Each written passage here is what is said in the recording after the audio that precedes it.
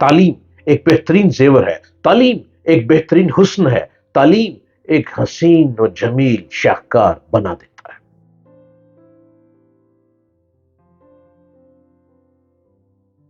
السلام علیکم، میں ڈاکٹر جلیل اسلم۔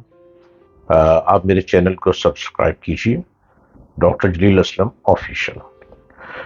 میں بستی بستی پھر کے رنگ نسل کی باتیں آپ کو پہنچاتا ہوں۔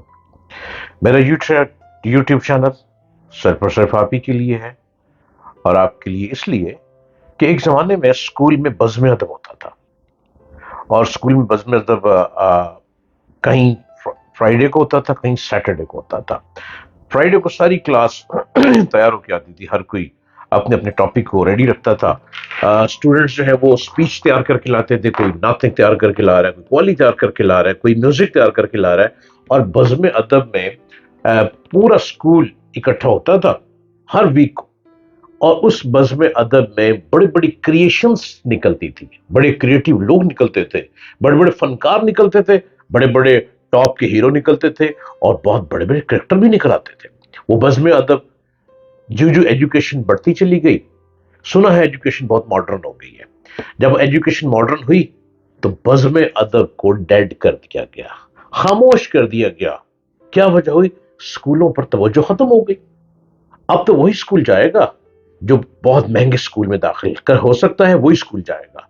جو سستے اسکول ہیں، جو گورنمنٹ کے اسکول رہ گئے، گورنمنٹ کے اسکولوں میں چونکہ گورنمنٹ کے ٹیچروں نے توجہ ہی چھوڑ دی، تو بزم ادب کا دروازہ بھی بند ہو گیا۔ ورنہ ایک زمانے میں جو بزم ادب ہر ویک ہوتا تھا، ہر ہفتے میں جمعے میں ایک دن بزم ادب ہوتا تھا، اس میں بڑے بڑے مضبوط لوگ پیدا ہوتے تھے۔ رنگ اور نسل یہ انسان میں ایک تفریق کرتی چلی آ رہی ہے، لیکن اب جبکہ جدید سسٹم بڑھ گیا، یوٹیوب کا زمانہ آ گیا، انٹرنیٹ کا زمانہ آ گیا، اور ہم لوگ اپنے آپ کو بہت عقل مند سمجھنے لگ پڑے، تو رنگ اور نسل کا سسٹم آئی تھنک ختم ہوتا چلا جا رہا ہے۔ امریکہ میں ریسزم بہت پیک پہ گئی، کالے کو آگے نہیں آنے دیا جاتا رہا، ریڈ لوگوں کو آگے نہیں آنے دیا جاتا رہا، اور یہ کہا جاتا تھا کہ نہیں، یہ بلیک ہے، اور بلیک جو ہے وہ صرف غلام بن سکتا ہے، بلیک جو ہے وہ سلیو بن سکتا ہے، بلیک ترقی نہیں کر سکتا۔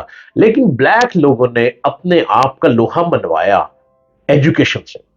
ایجوکیشن ایک ایسی چیز ہے جو اپنا لوہا منواتی ہے۔ اگر آپ چاہتے ہیں، آپ سمجھتے ہیں، بہت سے لوگ انفیریٹی کمپلیکس کے شکار ہیں کہ جی ہم کالے ہیں، کالے ہوا تو کیا ہوا، دل والے ہیں، اور گورے گورے کی کرنا، گورے دے نخرے بڑے، کالا دل والا ہوتا ہے، اور گورے کے پیچھے بھاگ کے نا وقت ضائع ہوتا ہے۔ کالے میں ایک اپنا حسن ہے، اور گورے کے نخرے، ماتھے پہ آنکھیں۔ چھڈو برے، کیوں نہ ہم ایجوکیشن کو لے کر آگے چلیں۔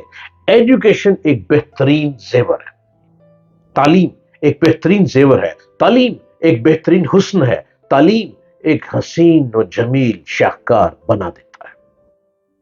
آپ نے دیکھا ہوگا کہ اسٹیچو بھی بناتے ہیں لوگ، ہاتھ سے گھڑے ہوئے اسٹیچو بناتے ہیں۔ اب فرق کیا، اس کے اندر جان نہیں وہ ڈال سکتے، اسٹیچو بناتے ہیں، لیکن شاہکار بنانے والے میرے سونے رب العالمین نے جو ہم لوگوں کو حسن و جمال دیا، ہمیں عقل بھی دے دی، تعلیم بھی دے دی، ہم تعلیم لے ہی نہیں رہے۔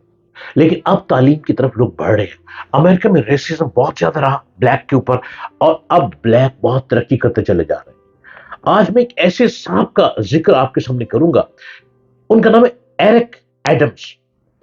ایرک ایڈم وہ شخص ہے جو بالکل بلیک، جس کو آپ حبشی کہتے ہیں، ہمارے لفظوں میں حبشی کہا جاتا ہے، نیگرو کو حبشی کہا جاتا ہے۔ اب ایرک بالکل حبشی، اس کو ایڈمز کے نام سے بلایا جاتا ہے۔ غریب، غربت کی انتہا ایسی کہ روٹی نہیں ملتی تھی۔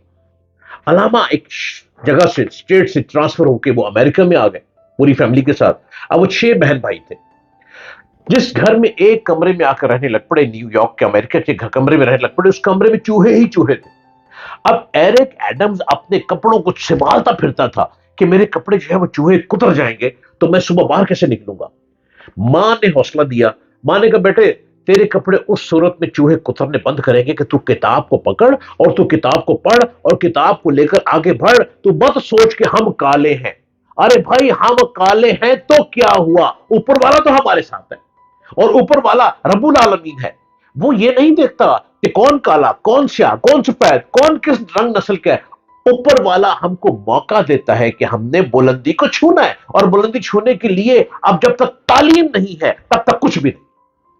ایرک ایڈمز حبشی خاندان کا, بلیک نیگرو خاندان کا شخص, تعلیم سے آگے بڑھا. ماں ہر روز رات کو کاؤنسلنگ کرتی تھی, امی حضور روز کاؤنسلنگ کرتی تھی, اور وہ ماں ہی ہے جو بچوں کو آگے لے کر بڑھتی ہے, چونکہ وہ پہلا مدرسہ ہے, وہ پہلا سکول ہے.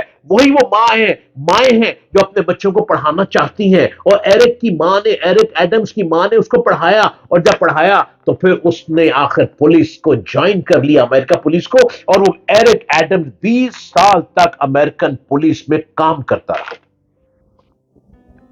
اب 20 سال بعد اس نے پولیس کو چھوڑا, اور ایرک نے لوگوں کی سوشل ایکٹیویٹیز پہ توجہ دی, اور لوگوں کی ہمدردی جو جیتنے لگ پڑا, لوگوں سے پیار کرنے لگ پڑا, لوگوں سے محبت کرنے لگ پڑا. لوگ اس کو آگے لے کر آئے کہ ایرک, جب آواز دینی ایرک ایڈمز, ہر فون پر ایرک ایڈم ہر ایک کے دروازے پہ کھڑا ہوتا تھا محبت لیے. لوگوں نے کہا تو اتنا پیار کیوں لیتا ہے؟ اس نے کہا کہ میرا رنگ کالا ہے, میں بتانا چاہتا ہوں کہ میرا دل کالا نہیں ہے, میں دل کا دھنی.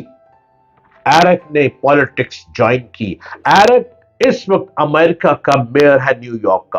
ایرک نیو یارک کا میئر ہے. جس کے گھر میں چوہے ہوتے تھے آج وہ نیو یارک کا میئر ہے. 2022 میں وہ میئر بنا نیو یارک کا, اور اس وقت وہ میئر ہے. اور وہ کیا میئر ہے؟ ہر کمیونٹی کو ساتھ لے کے چلتا ہے, ہر جگہ محبت سے آگے بڑھتا ہے, ہر جگہ مسکراہٹ دکھائی دیتی ہے. ایرک کے چہرے کو دیکھیں تو بالکل نیگرو, بلیک, بالکل بلیک. ایرک جب ہنستا ہے تو پتا چلتا ہے کہ ایرک کھڑا ہوا ہے, کیونکہ دانت چمکتے ہیں, اس کے دانت چمکیں گے تو پتا چلے گا کہ بندہ کھڑا ہوا ہے. لیکن ایرک نے اس تمام چیزوں کو ختم کرتے ہوئے, کہ رنگ نسل کو ختم کرتے ہوئے, آج وہ امریکہ نیو یارک کا میئر ہے.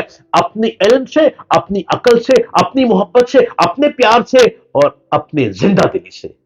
اگر آگے بڑھنا ہے تو آگے ہمت کرو, کتاب کو تھامو, ایرک کی طرح آگے بڑھو. ایرک ایڈمز اگر بلیک میئر بن سکتا ہے تو ارے بھائی ہم تو گندمی رنگ کے لوگ ہیں, آدھا وائٹ آدھا بلیک, مکسچر میں ہم پیدا ہوئے, اور ہم مکسچر ہیں تو ہم بھی تو بلندی کو چھو سکتے ہیں. اور بلندی ہم پر اپنی رال ٹپکا رہی ہے. کوئی ہے جو میری رال کو چھو لے؟ جی ہم ہیں جو اس رال کو چھوئیں گے, اور ہم ایک دن بلندی کی طرف بڑھتے چلے جائیں گے. خدا را میری باتوں کو ہمت سے پلے باندھو, اور اپنے آپ کو عظیم شخص بنا لو.